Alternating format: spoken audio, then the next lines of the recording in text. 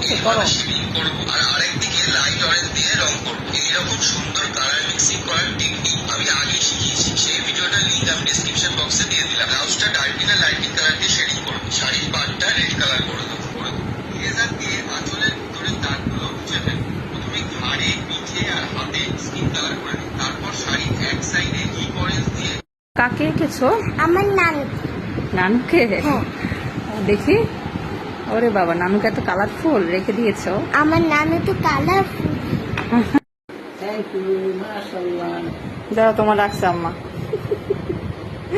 নানু লিখছে আবার, কি সুন্দর রাখছে, আমি নিজেও অবাক হয়ে গেছি দেখে। আমি কার্টুন দেখে দেখে এঁকে